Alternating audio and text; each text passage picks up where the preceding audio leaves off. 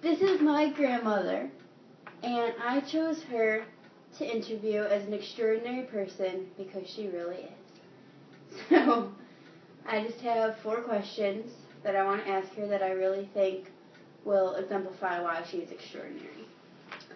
So, Grandma, tell me about your childhood. You grew up around the Great Depression and World War II. So, like as a kid. So what do you remember about it? Of course, I can't remember the Great Depression because I was really little. But I do know from my family that there were 5. I was the youngest of 5. And my parents and all 5 of us had to move in with my grandma. And we had to stay there for a couple of years before they start hiring people again. So Grandpa could get a job and we could move out. And I was the youngest of 5. So you can imagine all the teasing and all the nonsense that I put up with all my life. I was never given credit for coming out of the rain. But it was fun. I remember World War II.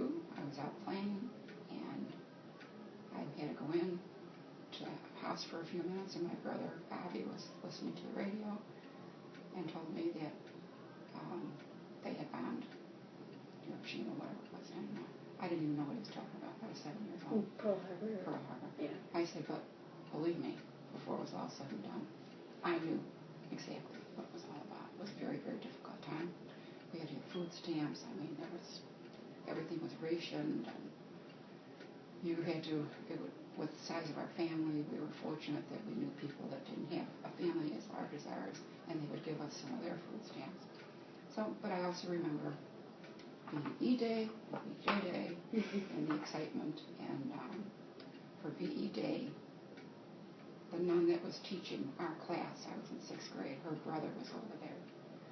And she was so excited, and she was jumping up and down and clapping. And so we all stopped and said prayers of Thanksgiving. And so I remember that really, really well. And then the same with the rest of it. So went from that to high school, and enjoyed that. And then went to 2 years of college. And after that, I got a job at IBM, which I loved. And I was there for 10 years with them. And then I got married and started having a family. And I have grandchildren, which is wonderful. So I would say probably the best moments of my life would have been when I got married, my children being born, grandchildren, and my trip to Ireland with 2 of my daughters when I turned 70, and that's the truth. That was the biggest thrill of my life. So that part of it would be the best. And the worst, something I'll never forget, my brother Bobby dying when he was 14 years old.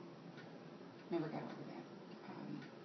It affected me for a long time because he was the oldest in the family and I was the youngest, and I was teased and picked on all the time. He was the one I could always turn to. And he was always there for me to tell me they were crazy and don't leave me alone and that type of thing. So, okay. And why you feel that I chose you as my extraordinary person to interview?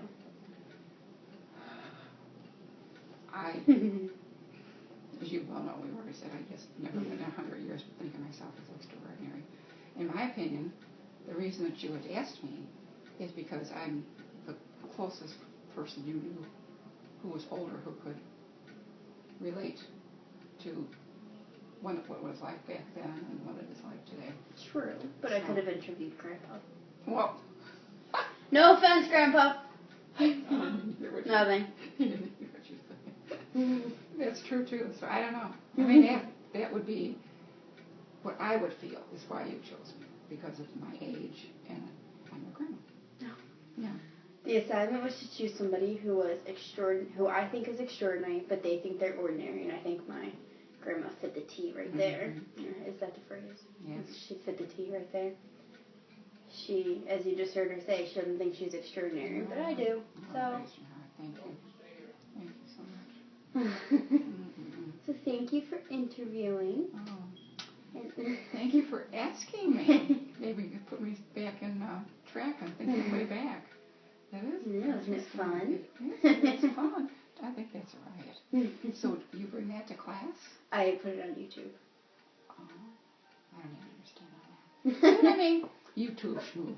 YouTube. Facebook. So I chose my grandma as an extraordinary person because, like she said, she grew up in the Great Depression, which she doesn't really remember, in the Great Depression and in World War II.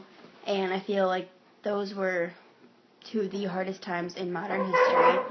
And my grandma got through it and was, no worse for the wear. Had 4 kids, had a beautiful family, and 9 grandkids, including the 3rd oldest, me. And she has a beautiful house, a husband, and seems like that she never went through all that stuff. Her brother Bobby died by drowning when he was 14, and that I know was very hard. So I think that the way she got through it all is just extraordinary, and just all that she's done for my family, all that she's done for all my cousins and her kids, and tried to make them have the best life possible. I love my grandma, and I really hope that she continues to have an extraordinary life, and continues to be humble, because she does not think that she's extraordinary, but I do, and I know all my cousins do. So thanks for watching, and I hope you guys think your grandmas are extraordinary too.